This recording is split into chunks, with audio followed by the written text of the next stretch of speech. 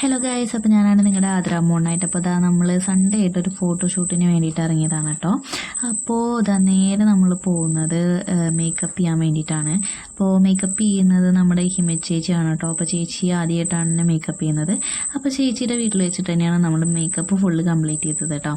അപ്പോൾ ഹെയർ കുറച്ച് ടൈം എടുത്ത് ചെയ്യേണ്ടതായിട്ട് ഉള്ളൊരു ഹെയർ സ്റ്റൈലായിരുന്നു. അപ്പോൾ നിങ്ങൾക്ക് കാണുമ്പോൾ തന്നെ മനസ്സിലാവും, നമ്മൾ ഫസ്റ്റ് തന്നെ ഫുള്ള് മെടഞ്ഞെടുത്തിട്ട് ചെയ്യുന്ന ഒരു ടൈപ്പായിരുന്നു ഹെയർ സ്റ്റൈൽ. നമ്മൾ നീഗ്രോ സ്റ്റൈൽ എന്നൊക്കെ പറയും, അങ്ങനത്തെ.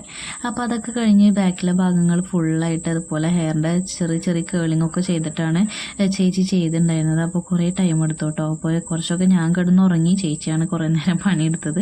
അത് ഫേസിനധികം സമയം എടുത്തില്ല. ഫേസ് വേഗം ചേച്ചി സെറ്റാക്കി. അങ്ങനെ അതുപോലെ തന്നെ മാച്ചിനുള്ള നെയിൽ പോളിഷൊക്കെ ഇട്ട് സെറ്റായി ഫുൾ എല്ലാം കംപ്ലീറ്റ് ചെയ്തതിന് ശേഷം എന്താ നമ്മൾ ഷൂട്ടിംഗ് ലൊക്കേഷനിലേക്ക് പോവാണ് കേട്ടോ.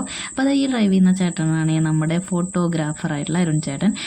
അങ്ങനെ നമ്മൾ ഷൂട്ട് ചെയ്യുന്ന സ്ഥലത്തേക്ക് എത്തി. അപ്പോൾ ഈ പുള്ളിക്കാരൻ്റെ കൂടെയാണ് കേട്ടോ എൻ്റെ ഇന്നത്തെ ഫോട്ടോഷൂട്ട്. അപ്പോൾ സേവ് ദ ഡേറ്റ് എടുക്കുന്ന പോലെ എൻ്റെ മാച്ചിങ് പെയറായിരുന്നത് ഇങ്ങനെയാണ് കേട്ടോ.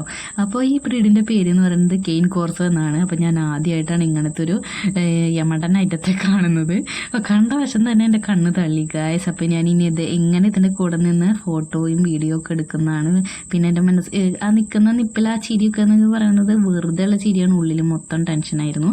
കാരണം 2 ദിവസം മുന്നേ പൂച്ച മാന്തി കാലിൻ്റെ ചുറ്റും ഇഞ്ചക്ഷൻ എടുത്ത് വയ്യാതിരിക്കുകയായിരുന്നു ഞാൻ. അപ്പോൾ എനിക്ക് ടെൻഷനൊന്നും കൂടെ കൂടി. എന്തായാലും ഇഞ്ചക്ഷൻ എടുത്തതല്ലേ, അപ്പോൾ പിന്നെ ഇനിയിപ്പോൾ ഇത് കടിച്ചാൽ ഇനിയിപ്പോൾ എന്ത് വരാനാന്ന് വെച്ചിട്ട് ഞാൻ അങ്ങോട്ട് ഇറങ്ങി തിരിച്ചു. ആ സൈഡിലൊക്കെ ആയിരിക്കുന്നത് അതിൻ്റെ സലൈവയാണ് കേട്ടോ.